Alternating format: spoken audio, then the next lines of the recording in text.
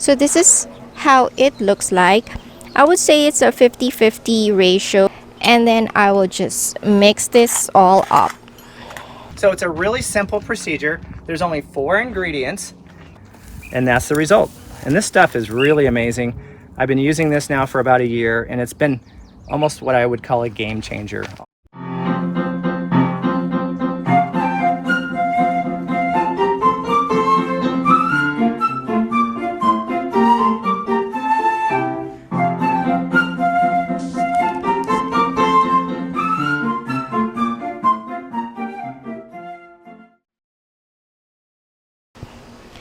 Hello everyone, my name is Anna and good day. It is summer, it is hot, so my source of caffeine for today is this very refreshing Thai tea drink.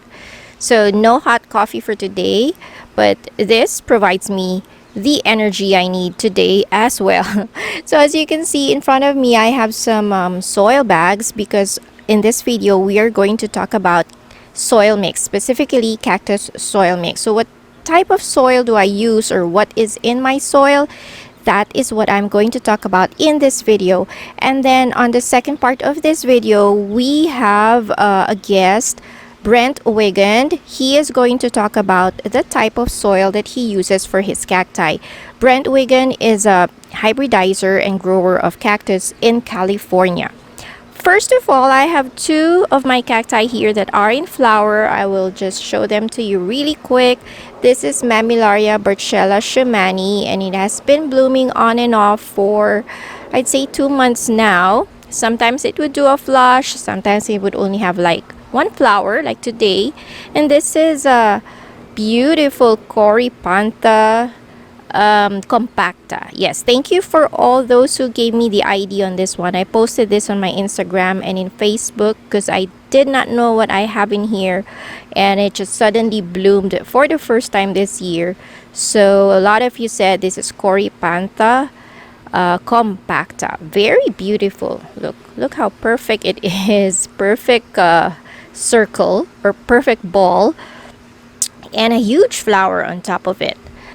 Going back to the topic of this video, we are talking about cactus soil mix. Like I said in my previous videos, sometimes I would buy a soil, a commercially available cactus and succulent soil mix, or sometimes I would make my own mix. If I do buy a cactus soil that is commercially available, I usually buy this brand. This is Dr. Q's.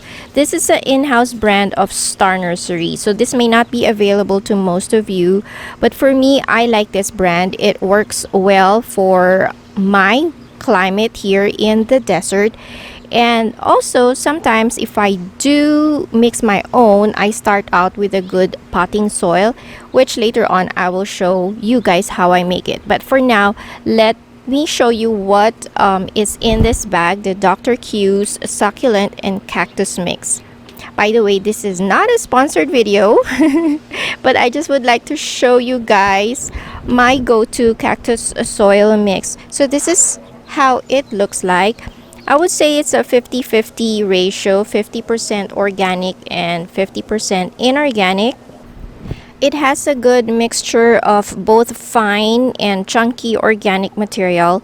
For the inorganic, I do see a little bit of perlite, not too much. But what I like about this is it has a lot of this scoria, this black thing. So scoria, this is not readily available here in my area. So it's good that it's already mixed in this soil. And another thing that I like about this is it is peat free. It doesn't have peat moss. I do not like peat moss in my soil because peat moss, when it goes bone dry, it is so hard to rehydrate it, and also in time peat moss gets compact, too compact. While buying a pre-mixed cactus mix is convenient, the downside is it can be expensive as well. And also there are some brands that are inconsistent in terms of their mix. So sometimes I would make my own cactus soil mix, and I like to start with a good potting soil. I prefer one that does not have peat moss, although it is very hard to find one, but sometimes I do, and when I do, I grab a big bag of it. And with a good potting soil, I would add some organic materials to it. So here is an example of what I do. So my target is a 60-40 ratio, that is 60% organic and 40% inorganic. This is the potting soil. I like to use potting soil over garden soil because potting soil is more fine. It has a little bit of perlite but not too much. Garden soil, I find it too chunky, and when I use it, the water just runs through the pot, so it doesn't hold much water compared to potting soil. So this just makes watering easier for me. And then to the potting soil, I add, this is sand and this is pumice. So I use this pumice. I bought this pumice from California because I can't find it here in Las Vegas. So this is my inorganic material: pumice, sand. This is washed sand. I wouldn't use the play sand because play sand is too fine and your soil can become too compact with play sand. So this is washed sand. It has bigger grains. And then, like I said, it's 60% organic, 40% inorganic. And then if my potting soil does not have fertilizer in it, I would add a little bit of worm casting. I like to use worm casting, but you can also use like the slow release fertilizer beads. So to this much, I would just eyeball it. Maybe I would add that much earthworm casting, and then I will just mix this all up. This is how it looks like after it's been mixed. So this is the type of soil that I use for most of my plants. So it is potting soil, pumice, and sand. And I don't think I mentioned it earlier. The reason I like to use sand is because I noticed that sand helps distribute the water in the soil. So sort of like a capillary action. So when I water, before when I did not use sand, usually the water just runs through the pot and out the drainage holes. But I end up with having dry spots in the soil. But somehow the sand helps distribute the water more evenly throughout the soil. So I would not recommend this to everybody. This is just the soil that works for my weather. So in making your own soil mix, you have to consider your weather, the amount of rainfall that you get, the temperature, and also your humidity. Consider as well the type of pot that you use. I use mostly terracotta pots on my cacti. Terracotta pots will dry your soil faster. So if you use plastic pots or maybe glazed pots, you need more inorganic material in your soil mix than what I have in my mix. And most especially consider the type of cactus that you are planting. So if you have cactus, say like a Trichocereus or Echinopsis, I find those type of cactus drinking more water than the other type of cactus. I would probably add more organic material to this, but if I'm planting one that is more rat prone, such as an Eriosyce, I would be adding more inorganic material to my soil mix. So that is the type of cactus soil that I use for my cacti. Now let's head on over to California and find out what Brent Wiggin uses for his cacti. Alright, so I have Mr. Brent Wiggin here, and he is going to show us how he makes his cactus soil mix. Okay, this is my indoor mix, or a mix that you would use in a shady area, such as my shade house or under a patio or in your house. So this is not a mix I would use out in full sun in a big pot, but you could actually use it. I think you could use it on anything. So it's a really simple procedure. There's only 4 ingredients. And the most important ingredient is coco coir. And this is an 11-pound block of coco coir. Now, it's quite a trick to hydrate this. You take the plastic off, and what I do is I get a big trash can and I put the coco coir at the bottom and fill it up with water and put a bucket of water on top of it to hold it down, because it's gonna wanna float. And just leave it there overnight. It's gonna suck up all that water and then be nice and crumbly in the morning. So this is the first ingredient, is 11 pounds of coco coir. If you can't find an 11-pound brick, I think they have them in 10 pounds, but about 10 to 11 pounds of coco coir. The next ingredient, and probably the most important ingredient, is perlite. This is perlite. It's very light. It has air holes through it. It holds air and moisture. Very, very important. In fact, it's critical. So I use 5 full buckets of perlite. And be careful with perlite. Wear a mask, wear goggles, don't breathe the dust, wash your hands off when you're done. You don't want any of that in your eyes. And then 1 bag of 50-pound Quikrite sand. This is washed sand, very important. And then Does it matter what type of sand? Like You- there's like that's all-purpose. it does. clay It sand? can't be beach sand. If you live near the coast, Oh, okay. don't cheat and go down to the beach and get a bucket of sand. I'll tell you why. It's full of salt. It'll wreck everything you got. So use washed sand. Now it can be Quikrite or it can be play sand. I've used both. They're equally as good. Do you wash it before Nope, you use nope. it? No. Okay. Don't wash anything. I just tear it out of that, dump it on my pile of perlite, put the sand in it, add that to it that's been hydrated. And then real important, here is my Osmocote. This is 16 ounces of Osmocote. So I sprinkle that on top and then mix it all together. And it does take a little bit of work. What is the NPK ratio of your Osmocote? Now it's triple 14. I like it because there are different ratios of Osmocote and there's different products on the market, but this one works really, really well. And it's been proven. I've been using it for multiple years and I love it. So it's just Coco Core, 5 full buckets of perlite, 1 bag of Quikrite or play sand, 50 pounds, and 16 ounces of the Osmocote triple 14. And you got to kind of put it on your cement or in a big tub, and that's the hard part, blending it together. And when it's all done, it should look like this. It's very light, it drains really well, and if you can see in there, there's little pieces of Osmocote in the fertilizer. So this is for small pots all the way up to about a 12-inch pot. So you don't need to add fertilizer for the rest of the year, but the fertilizer will dissipate in the soil after 6 months. So the following year, you would want to put more Osmocote on your plant and just sprinkle it on top. You don't need to re-blend it. And that's the result. And this stuff is really amazing. I've been using this now for about a year, and it's been almost what I would call a game changer. All my plants are much happier. They look better. They're more resilient to heavy duty rain. Because this year in California, we got more rain than we've had in maybe 8 years, 10 years. And so everything held up really well in this mix. Nothing rotted, which is nice. So there's a lot of requirements. And the mix that I have with sand, perlite, and Coco Core is great for having a plant in your windowsill, having it in your back patio, or in an area where it gets more than half of the day shade.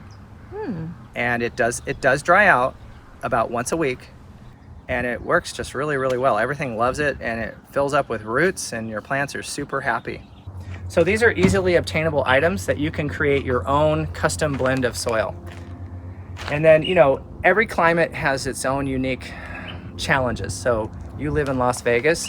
If I were in Las Vegas, I would probably add a little bit more, some pumice to this to hold a little bit more water. And if you couldn't find pumice, you could use 3/8 scoria. Scoria is black lava rock, and you could To blend hold that into water. that, and that will hold a lot more water.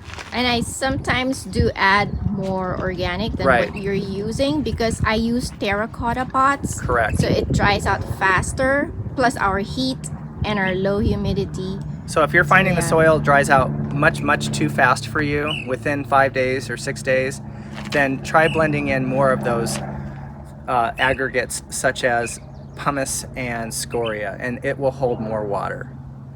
Right. So Yeah. yeah. So you really have to adjust You do. according to your environment. And just to be clear, you live in Southern California. This is what zone? We're a is zone this? 9A, so we do get frost, and we get temperatures all the way up into the hundreds regularly in the summertime. An average summer day is 92 to 95 degrees Fahrenheit, but we get lots of 100-degree days, and we'll even get weeks of 100-degree weather. So that's where the soil for a larger plant needs to be more water retentive than this one. This is designed for being under shade, under patios, or in your house. And this soil over here Okay, so let's talk about your outdoor. This is my soil. outdoor larger pot blend. So I don't know if it looks as special as what I was just showing you, but this is a 60-40 ratio. So 60% of this soil is non-organic. So this is a blend of perlite, pumice, sand, washed sand, and it also has triple grind redwood and soil amendment. You have to have something with nutrients in it. And so it looks very organic, but that's because it's dirty. When you wash it, you'll see the pebbles of the pumice and perlite float to the top. Here, when it's drier, you can see more Yeah. of the inorganic material. So this is more of a idea of what it looks like. It's kind of the shredded redwood, That's the a few redwood chips in there, and that redwood dissolves and When you feeds your say plants. redwood, I was imagining it to be red. And in reality, I don't believe it's from redwood trees, so we're not cutting down redwood trees here, but it's actually fir bark, fir trees. Okay. They call it redwood because it has a red color, but it's not technically California endangered redwood trees. So we're not doing that. But fir bark, shredded, but they call it triple grind shredded redwood because it's red. And it works really good. Now, some people would say, why don't you use peat moss? And I have a really good explanation for that. If I was using peat moss like Sunshine Number 4 and blending it, the peat moss, if you don't keep it slightly damp, it will dry out so much that That's you true. cannot rehydrate it with a hose. That's true. And sometimes I would have to like bottom water it, like Bottom put it water in it. a You gotta bucket put it for in a like dish. 10 minutes. But it, like me, I have a lot of collection. I have more than 100, 200 pots. I cannot be bottom watering each and every pot. So there's a lot of aspects to soil, what makes a good soil. This soil does not what I call cake up. And what I mean by cake is if peat moss is left to dry out, it turns into a hard brick, kind of like that brick right over there. Yeah. And you can't reabsorb it by putting a hose on it. The hose will just wick the water right off of it. And you agree. have to reabsorb it through osmosis. You have to get a bucket of water, put your whole pot in there, and let it rehydrate from the bottom up. And it's a big pain in the neck.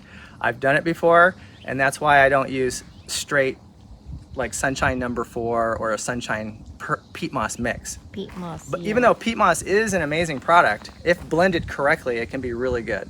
But you would have to blend it more with pumice and perlite and some other things so it won't cake up. It can be used and it's really good. In fact, it's very nutritional. But I'm finding that that mix I have over there for the indoors works really, really good, and it never cakes up. It always blends really nice and it drains really well. And this works better for bigger pots out in the full sun because they need more water and they need to retain more water. Now, would you recommend this type of soil on any cactus, or are you just talking about Trichocereus, No, it's an all-purpose soil that you could use on just about anything, and it's got good nutritional value. If you went more inorganic, less organics, it would become not so good. You would have to add more fertilizer to your pot. Right. So 'cause this it's has the a lot of- organic that holds the Yeah. fertilizer. Correct. So yeah, you could grow just about anything in it. Now, I wouldn't recommend growing vegetables in it. I did that once, and I grew vegetables in my cactus mix, and my tomatoes turned out to be this high, huge dark green tomatoes, tomato plants, that is. I didn't get any tomatoes. There was something about it that made a big plant and there was no tomatoes, and someone told me it was because it had too much moisture content and there wasn't enough fertilizer to make it, the correct fertilizer for vegetables to make it make fruit. So it was like total not success. Okay. So this is good for cactus, not good for vegetables. All right. Thank you so much, everyone, for watching. And Brent, Oh. thank you so much. Thank you I for had coming. a blast today. Thank you so much. Thank you for sharing all the knowledge that you have. You've always been so generous. Thanks. And one more time, if they want to get in touch with you, where do they go? Where do they find you? You can find my information on torchcactus.com, and you can follow me on Instagram at torchcactus. So just look at torchcactus.com and you can find my phone number, you can text me, and the best way is really to message me on Instagram. Thank you. All right. Thank you, Brent. Yep. Thank you so much. Thank you. All right. Bye. Bye.